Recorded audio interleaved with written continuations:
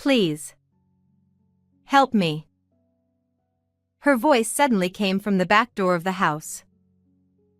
As I was processing this, she appeared with a pale face, swaying slightly. Why? You were just... Yes, the mother-in-law had passed away and had been cremated the day before. What on earth is happening? She slowly beckoned me, and my back was drenched in cold sweat, my mouth dry with fear. Is this a dream? Terrified, I squeezed my eyes shut. My name is Eleanor. Until I met my husband Paul, who is 3 years older, I had no luck in love and led a lonely, work-centered life. When I fell ill and went to the hospital, the doctor who attended to me was Paul. After that, we kept bumping into each other in town and at the supermarket, and we naturally started talking. With his approach, our relationship progressed quickly to marriage. However, living with his parents was unexpected. His father Dean was the director of the hospital where Paul worked, and a strict man devoted to his job. On the other hand, his mother Arya was gentle and kind, welcoming me warmly. If Arya is here, maybe I can manage too. Becoming a housewife at my husband's request, I decided to try my best with Arya's guidance. I want to have children as soon as possible. Ever since we got married, Paul had been saying this almost as a mantra. Thinking he would make a doting father, I also made efforts to prepare my body for pregnancy. 2 years later, we had a long-awaited baby boy, whom we named Logan. Eleanor, thank you. Thank you so much. In the postpartum hospital room, my husband cried with joy. However, once we were home, he admired Logan from a distance and did not participate in childcare. Today is your day off, isn't it? Could you feed Logan while I hang the laundry? That's your job, isn't it? If I do the childcare too, what's the point of you being here? Laughing, Paul returned his gaze to the TV. At first, I thought he was joking, but it turned out he wasn't. It started when Logan began crying at night. I can't sleep because of the noise. Make him stop crying quickly. He yelled at me while snapping at the crying Logan. Startled by his voice, Logan cried even more intensely, so I took him to the living room to soothe him. But he wouldn't stop crying, and as I was at a loss, Paul drove us to the entrance. Don't come back until he quiets down.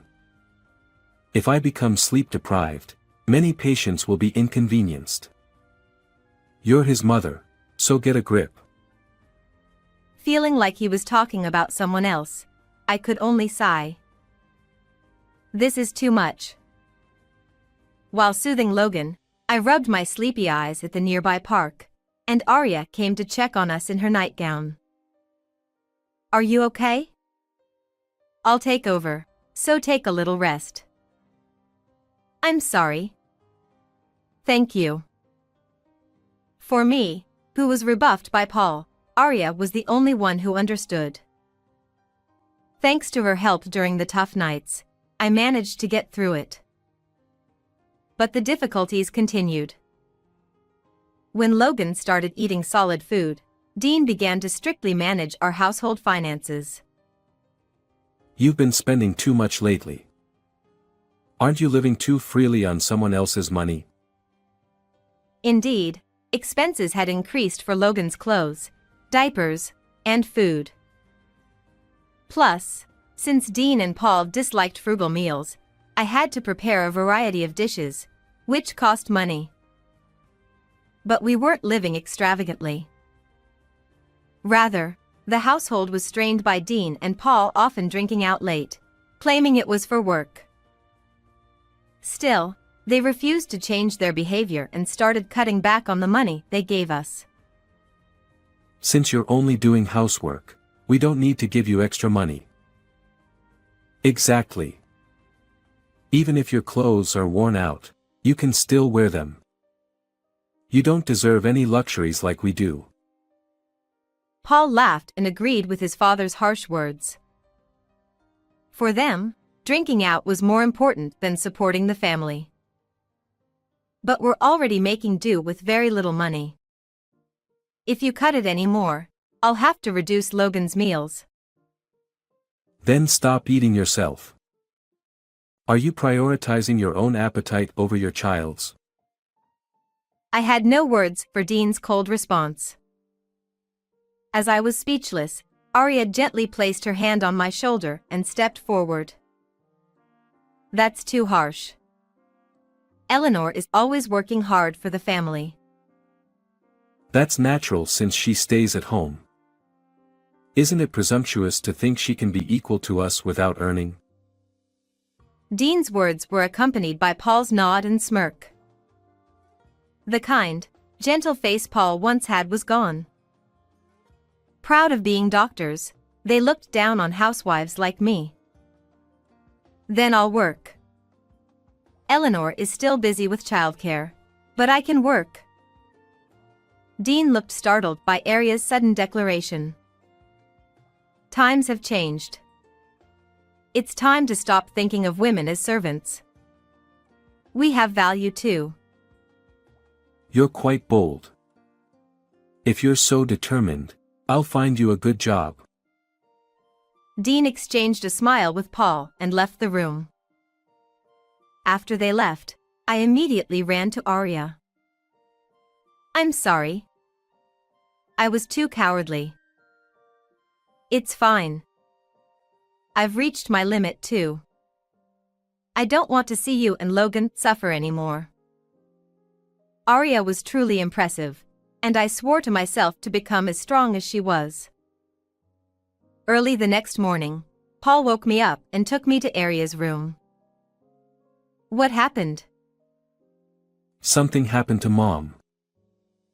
Arya. Arya won't wake up. Trying to understand the situation, I went to her side, but Paul stopped me forcefully. Dad and I will try to revive her, so don't get in the way. Go take care of Logan. Though his words were harsh, it was best to leave it to the doctors. Worried, I waited outside the room with Logan. After a while, Dean came out and said, we couldn't save her. Arya had passed away. Why did this happen so suddenly? There was a bag of medicine by her bedside that she doesn't usually take. It doesn't mix well with her usual medication. I always told her to be careful. Dean's words left me speechless. From then on, everything happened in a blur. Dean arranged the cremation without a funeral. Even when I protested, Paul intervened to stop me. Stop being selfish. Mom was old. Accidents like this aren't rare. Even so, not properly sending off your own mother. Is that really okay with you? You misunderstand. You're also responsible for what happened to Mom. Shocked by his harsh words, I couldn't believe my ears. Why would you say that? You pushed housework and childcare onto her. That must have added to her stress. I was so shocked by Paul's words that I couldn't do anything. Seeing this, Paul, unusually, took out the trash. While I was in shock, Dean efficiently handled the procedures, and I couldn't properly say goodbye to Arya. I wasn't even allowed to attend the cremation. Dean did it alone. From now on, you'll do all the housework. No more slacking off. Dean's cold words deeply wounded my still grieving heart. The day after the cremation, I was still feeling down, but Paul and Dean cheerfully talked about going to the insurance company. Dad took out life insurance on Mom. We're going to talk about it, so make sure to do the housework properly today. Once we know how much the insurance payout is, let's have a lavish meal tonight. Ignoring their insensitive conversation, I continued with my chores alone. About an hour after they left, I heard a noise from the back door. "Please. Help me." Then I heard Aria's voice, even though she was supposed to be dead. Am I hearing things? Thinking that, I went to check and found Arya standing there. What? How? I was so shocked that I couldn't speak. Arya had been cremated the day before. Then, who is this? As I thought about it, chills ran down my spine.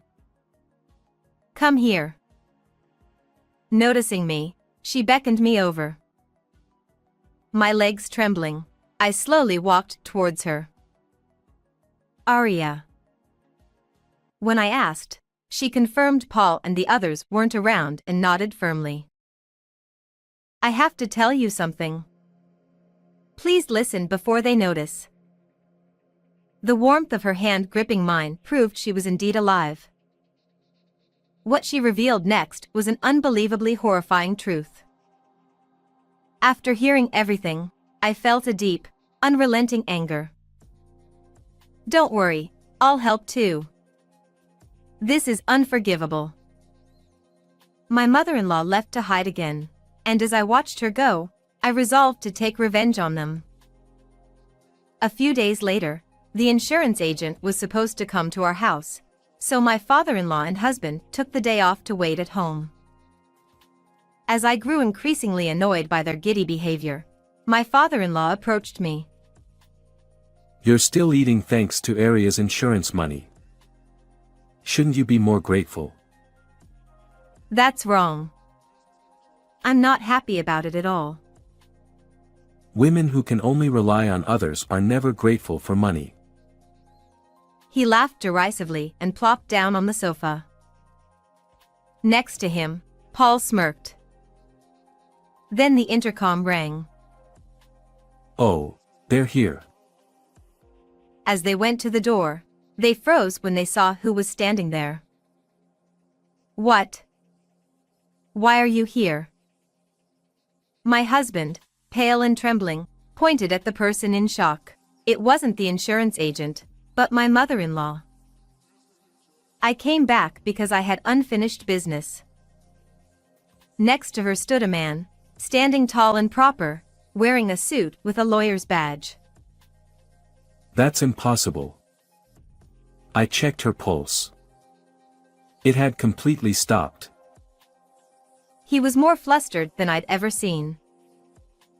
No wonder. She had been cremated, and he had even collected her bones. Then my mother-in-law fixed her gaze on Paul and my father-in-law and began to speak quietly.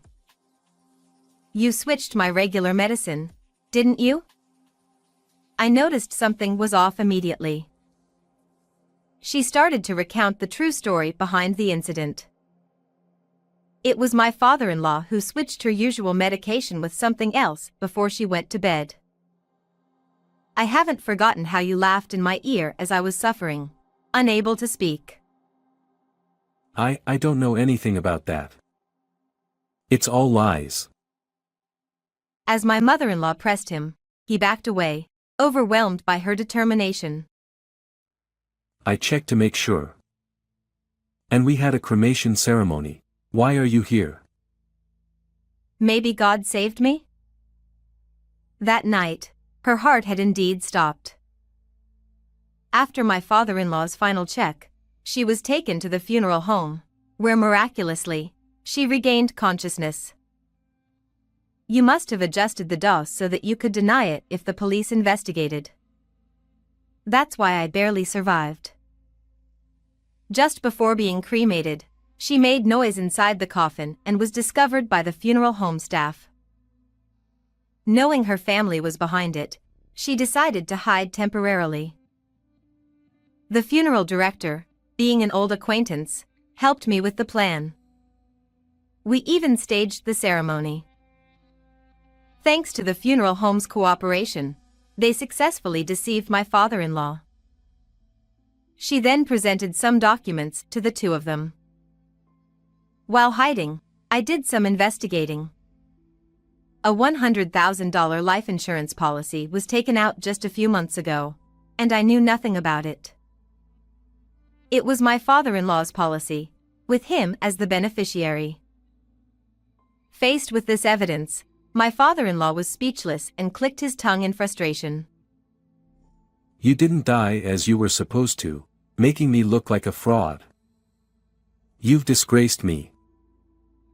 Instead of expressing remorse, he only blamed her. Unable to bear it, I stepped forward. That's not all. This is a crime. You tried to kill my mother-in-law. I won't forgive you. Then, my husband, who had been trembling, suddenly moved behind me and glared at his father. I didn't want to do it. But Dad made me. I'm a victim too. What? You were the one who planned the insurance scam. As my father-in-law advanced on Paul, I retreated to my mother-in-law's side. If you hadn't wasted money on cabaret girls, we wouldn't be in this mess. You spent all our savings, you idiot. You did the same, ordering expensive drinks and being surrounded by young girls. You enjoyed it too. It was the most pathetic family quarrel I'd ever seen. As we stood there in disbelief, my father-in-law suddenly smirked as if he had an idea. Right. Arya said I switched her medication, but there's no proof. The evidence would be long gone by now, so you can't prove it, right? Yeah, I threw the medicine packet out that morning, so it's gone. Dad, you're so smart. Thinking they had found a way out, they didn't realize I had been waiting for this moment. We signaled the lawyer, who pulled out a plastic bag containing the medicine packet. They recognized it immediately. How is that here? I threw it out. Yes, but garbage isn't always collected immediately. Paul, who never did any housework, didn't know that trash collection schedules vary. He had thrown it out with the burnable garbage, but that day was for recyclable trash, so our bag was left behind. After hearing my mother-in-law's story the day after the cremation, I retrieved the packet and handed it to the lawyer. Fingerprints from both of you were found on it, clear evidence of the switch. Hearing this, my father-in-law collapsed like a puppet with its strings cut. But Paul, eyes full of tears, clung to my feet. Listen. Dad's target was you, not Mom. Oh. And? You're younger and do housework, right? I protected you because of the kids and all. Maybe he said this hoping for forgiveness. But I confronted him, veins bulging in anger. So you tried to kill your own mother and expect me to be grateful? I'm your savior. Instead of replying, I picked up my phone to call the police. Please, don't. I needed the money because I was tricked by a woman. Dad did it too. We had to do this to protect the family. Understand? How could I sympathize with someone who tried to kill Arya over something so trivial? I despise you. The police arrived shortly after I called, and the two were taken away. As the tension released, we collapsed, unable to stop the tears. Later, they were found guilty and sentenced to a long stay in prison. Besides the insurance fraud, they had previously falsified medical reports for money. All this to impress cabaret girls, utterly pathetic. My mother-in-law and I claimed $30,000 each in damages, which they reluctantly paid in full. We used the money to move to a new place and start a new life with our son Logan. We're pouring all our love into raising him to value family over money.